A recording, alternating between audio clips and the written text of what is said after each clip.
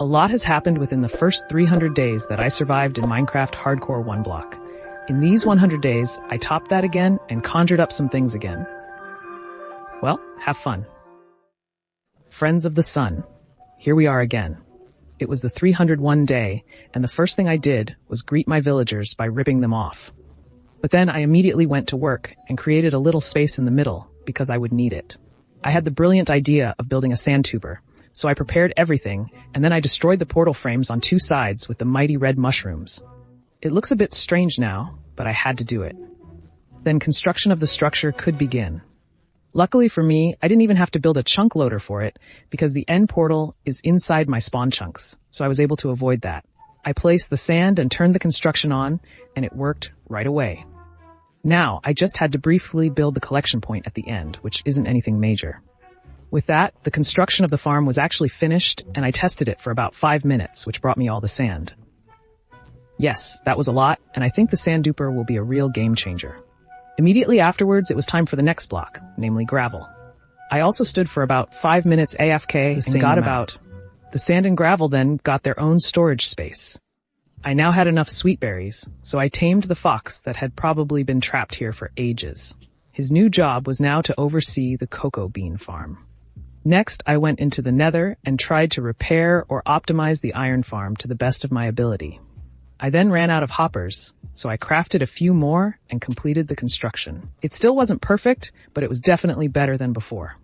Now with the sand duper, I had the ability to make an infinite amount of concrete, so it was much smarter to use yellow concrete instead of yellow terracotta for the cladding of the automatic crate warehouse. I was then preparing things for another farm when a baby zombie just came running up on a chicken.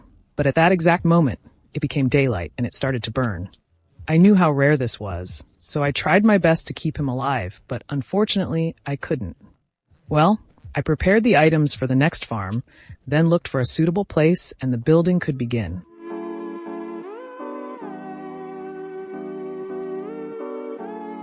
As you can see, it turned out to be a flower farm, which I immediately tested with 6 stacks bone meal. It all came to fruition, which is pretty neat. I didn't really need the seeds, so I quickly set up a small construction that automatically turns the seeds into bone meal for me. With the gravel, sand, and the yellow flour, I was now able to craft yellow concrete boulder, which I immediately equipped the sand tuber with, switched it on, and stood AFK for a whole 20 minutes. Almost 2 full double boxes came out, which also got their own storage space. On the evening of the 308th day, I took a few seedlings and enough bone meal with which I started a somewhat longer wood farming session. The automatic box storage would require so much wood, not only because of the boxes, but also because of the countless funnels that I would need, because they are all crafted with a box. So I farmed just wood for a little over half an hour, but it was a bit more effective with Haste 2 anyway. I was now about 45 stacks richer in wood, so hopefully that should be enough. I immediately crafted boxes out of most of them, which I then placed in the new box warehouse. As you can see, I did it in a U-orm. Then I gathered all my iron, got quartz in the nether for comparator, crafted hopper, and then tried to build the structure for the automatic sorting correctly. This took a little longer because I had built it wrong so many times, but eventually I got it right, and so I started building the structure for all the boxes. I then ran out of stone, so I farmed the short one and used it to finish the entire construction, which looked really nice in the end.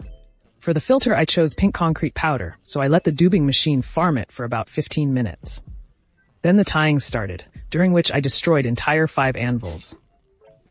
I then put the filters into the hoppers, and after placing the item frames everywhere, the sorting began. But it failed with the first few items, and I didn't know my way around for a short while, because the sorting machine didn't work the way I wanted it to. Should.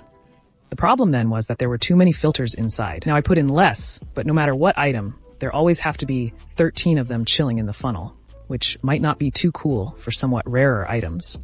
Well, at least it works perfectly now, and I just had to decide which items went where. First there was the wood, of course, then the various stones, something like sand, glass, and earth. Next, all the nether blocks, then the ocean blocks and end blocks, and finally all the ore blocks and ores. I temporarily stocked the last 4 with black powder, bones, rockets, and boxes. So the first floor was now finished, and I transported all the blocks that could be sorted over and simply had them sorted. While the warehouse was busy working, I quickly set up a small construction where you can make normal concrete out of concrete powder. I stood there until the night of the 321 day and managed to get 2 sound boxes full. Then I crafted black and light gray concrete powder, which I had farmed shortly before the sandhuber and then immediately turned into normal concrete. On the 322 day, I had everything together and the building could begin. As you can see, I wanted to build a large box as a disguise, but unfortunately I ran out of black concrete. So I got it again from the duper in the classic way, turned it into normal concrete, and the Bounderhest could then continue. I finished it on the 325 day, and I have to say, I definitely like it. But feel free to write your opinion about it in the comments. I would really be interested. I wanted to finally finish the carrot and potato farm with soil, but strangely enough, the upper villager had simply disappeared. Well, anyway, I placed the remaining blocks of earth, brought in the new farmer, and put up the roof. Then I stood briefly at Cobblestone Farm, whose stone I then hewn into the oven. Then I had some gray and light gray concrete farmed there, which I then immediately turned into normal concrete.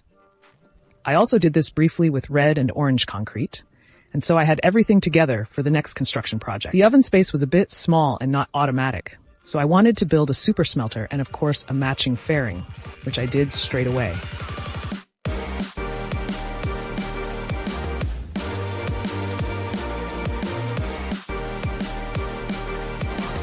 When the outside of the oven was finished, which I also celebrated very much, I built the super smelter inside. With that done, I slapped a bit of sand in, and it worked perfectly. On the night of the 331 day, I finally built a small hole in the mega box so that I could fly in a little easier. Then I saw this. Just holes in my pig island. I think it must have been an Enderman, because I couldn't explain it any other way. I put it back together, and in the meantime, the super smelter had melted enough glass for me to start the next project. I chose the right place, and construction could begin.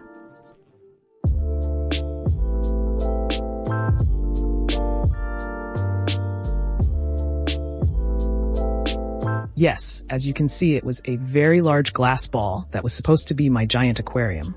Unfortunately, I didn't have enough kelp for that. So as you might have guessed, I set up a fairly small kelp farm behind the pumpkin farm. On the 337 day, I named the parrots Rico and Nico. What I have to say, they are really cool names. And I also forgot to mention last episode that the dog here is now called Simon. Then I went to the second floor of the box warehouse and also built the entire redstone structure. This lasted until the 340 tag, and then I equipped the floor with some lights and half slaps. Then I built something like this between the bottom and top boxes, also labeling the boxes with the respective blocks. In the end, this came out, which I don't think looks too bad. Then it was the turn of the second floor to equip the items. First, all the seedlings and leafy species. Then on the other side, all the things that can be grown and the main ones for eating. Then all the monster rops, and finally a few random things. So the second floor was finished, and most of the items should now be able to be sorted. First, I brought almost all of the items I owned into the new warehouse and had them sorted over time. Then I prepared things for the next farm. Namely, I wanted to build a blaze farm so that the super smelter always has enough fuel. At night, I went into the nether, flew to the nearest fortress, looked for the blaze earner, and building the farm could begin.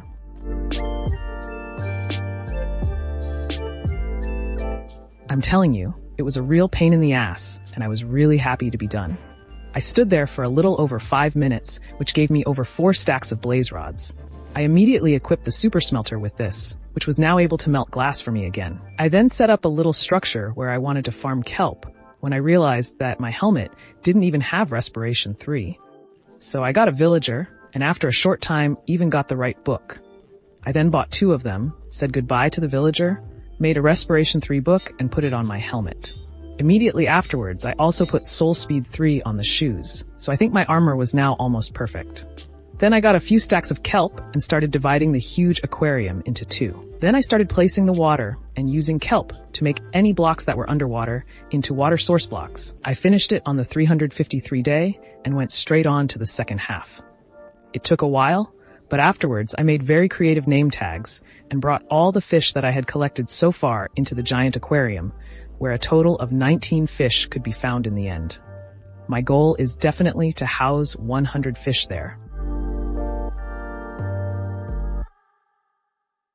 Last episode, the gold farm went a bit wrong, so now it was time to build a functioning one. The first thing I started doing was farming some wood and crafting all the different items. I actually ran out of Schalke box capacity, which is why I quickly went to oneblock and looked for end cities.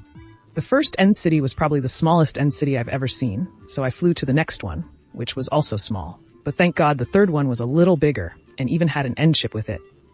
I collected some Schalke shells there, took all the loot with me, and last but not least, of course, the elytra and the Enderdrachenkopf. I then had almost everything together, except for a few magma locks, so I farmed them in the nether for a quarter of an hour. The other thing I was missing were a few glass blocks.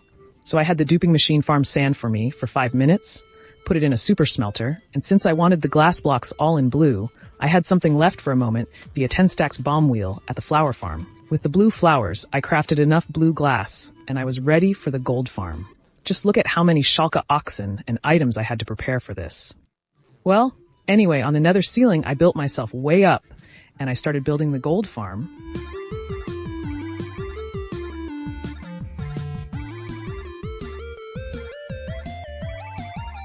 Finally, I added 4 pigments to each of the corners, renamed them of course, and built the item collection point.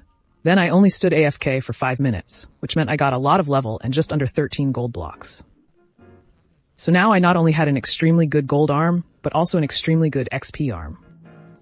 Back home, I felt like continuing to build the zoo again, so I prepared a few things for it, and among other things, farmed some jungle wood. Then I went to the zoo, briefly thought about how I should arrange the different cabins, and then started building the second floor of the zoo.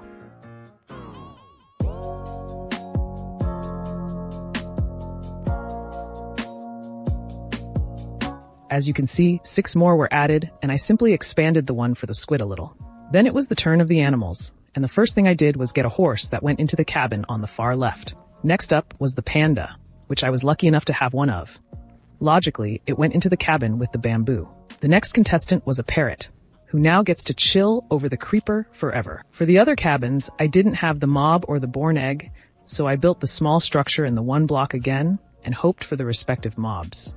The first witch I lured into a new home spawned pretty quickly, which was a little annoying but not too difficult. The next day, silverfish spawned, and one of them got a new home. Now I needed an octopus or a wither skeleton.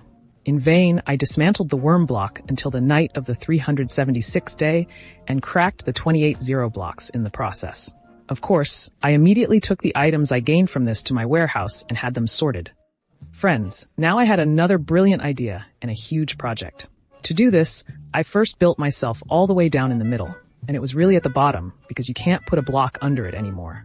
I wanted to make a huge pixel art, and to do this, I started placing the blocks in one direction from the center so that I could get a feel for how big the whole thing should be in the end. Of course, I didn't just do this in one direction, but in all 4 directions over the next 2 days. This is what the whole thing looked like, and I actually briefly considered whether I should make it smaller, but that would have been boring. I just hope that this works out at least in the 1,000 days. That would be a dream. I then set up a small box storage area for the project across from the wool farm, which contains the main blocks for it. Since I would need a little dark green wool and an excessive amount of yellow wool for the project, I temporarily dyed 3 of the other sheep and then equipped each dispenser with new scissors. Then I looted every wool for the first time, of which I already had an excessive amount. I then took all the yellow wool I owned and then started building the pixel art below. Finally, I placed all the glass I had over it because I really don't feel like it, that all the wool will burn down at some point. Well, that's what it looked like, and you're welcome to guess what it ended up being. Oh, and apparently there was a slime hunk down there too. To speed things up a bit, I prepared things for 3 more wool arm cabins and then simply added them to the others. When I was finished, I picked up the sheep from my sheep island, brought them into the farm, and dyed 2 of them yellow and left 1 white. On day 282, I finally wanted to improve my rocket budget a bit, and to do that I needed more gunpowder. So next I wanted to build a creeper farm. I needed blocks to build them, so I stood at Cobblestone Farm for about 25 minutes and then prepared the other items. I was also missing a lot of glass or sand, so I placed it on the duper, and when I went through the portal, he kicked himself completely away because there were just way too many mobs there. That was beforehand from the 1 log session of all the waves. I then stood up a bit activated the super smelter, and then went to pick up all the farm produce again. The Nether Eisen farm surprised me very positively, but in general, all the farms did their job really well. Here's an overview of the entire yield. Yes, it is very, very intense, I have to say. I then crafted a lot of pumpkin pies, or rather a box full, and that was halfway to my pumpkin pie goal. The last item I needed for the creeper farm was 15 stacks trapdoors. So I farmed a little more wood and used it almost exclusively to craft trapdoors. I colored the glass blue, and now I had everything together. So I flew to one of the spawn chunk edges and started building the creeper farm.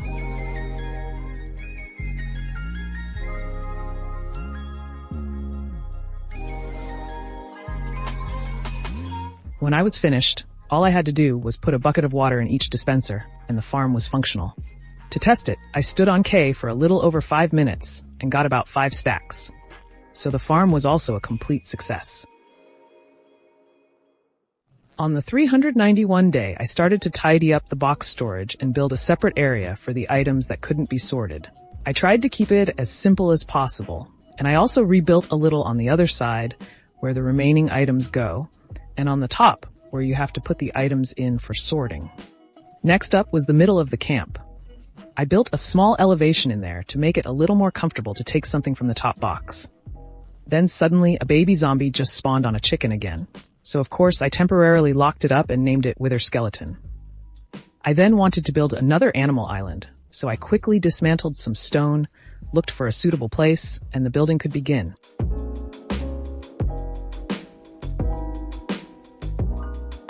With that done, all I had to do was bring the donkey in, and when I went to get a leash, I unfortunately discovered that the baby zombie's chicken had simply disappeared.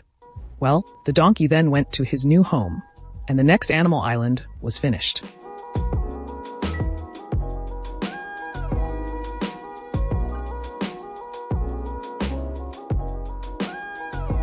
Since I was using coarse dirt again for the island, I came up with a brilliant idea. Since you only need 2 earth and half 2 gravel for coarse dirt, I could generate infinite earth. I tried that too, and the only thing I have to do is turn coarse dirt into normal dirt with a hoe. With this method, I shouldn't have any more dirt problems. Then it was time to sort the remaining items, which meant the box storage was now finished.